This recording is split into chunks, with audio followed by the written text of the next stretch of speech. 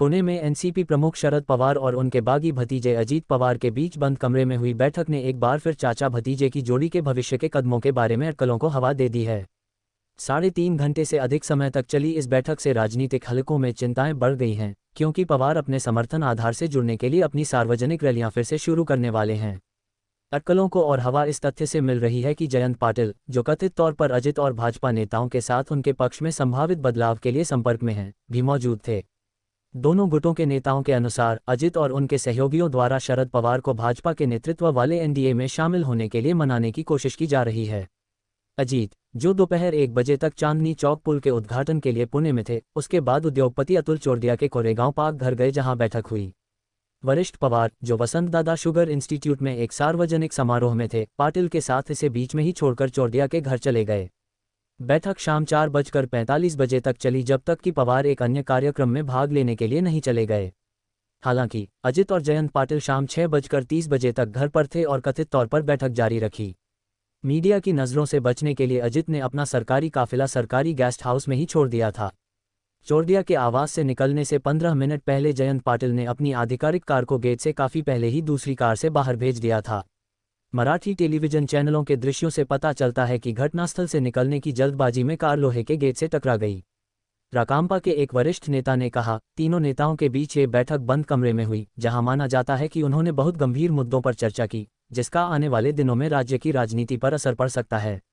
ये बैठक पार्टी में विभाजन के बाद अजित के नेतृत्व में बागी विधायकों की 2 बार मुलाकात के बाद पवार की अचानक चुप्पी की पृष्ठभूमि में हुई।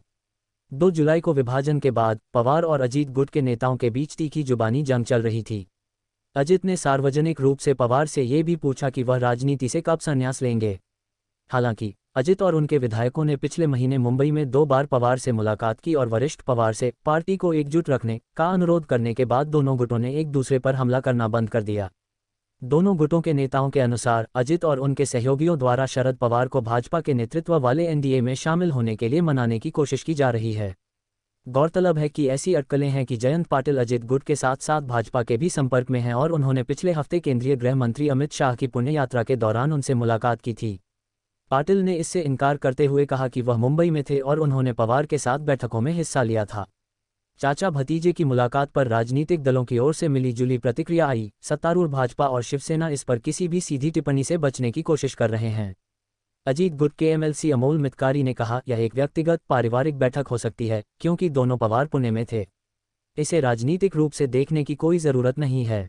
बीजेपी विधायक अतुल भातखलकर ने कहा, हमारा रुख स्पष्ट है। जो कोई भी भ्रष्ट कांग्रेस से नाता तोड़कर हमारे साथ आएगा, उसका एनडीए में स्वागत है। अजित पवार और शरद पवार पुणे में क्यों मिले, यह उनकी तलाश है।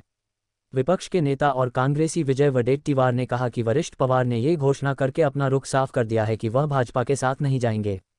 उन्होंने कहा, पवार साहब और राहुल जी की हाल ही में मुलाकात हुई और पवार ने स्पष्ट किया कि वह किसी भी कीमत पर भाजपा में शामिल नहीं होंगे। लोकसभा में सुप्रिया सुले के हालिया भाषण और पवार साहब के बयान की पृष्ठभूमि में उनके एनडीए में शामिल होने का कोई सवाल ही नहीं है।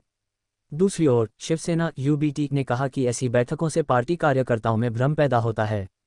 विधान परिषद में विपक्ष के नेता अबादास दानवे ने कहा, पवार साहेब ने बार बार स्पष्ट किया है कि वह भाजपा में शामिल नहीं होंगे, लेकिन ऐसी बैठकों से निश्चित रूप से लोगों, कार्यकर्ताओं और नेताओं के बीच भ्रम पैदा होता है।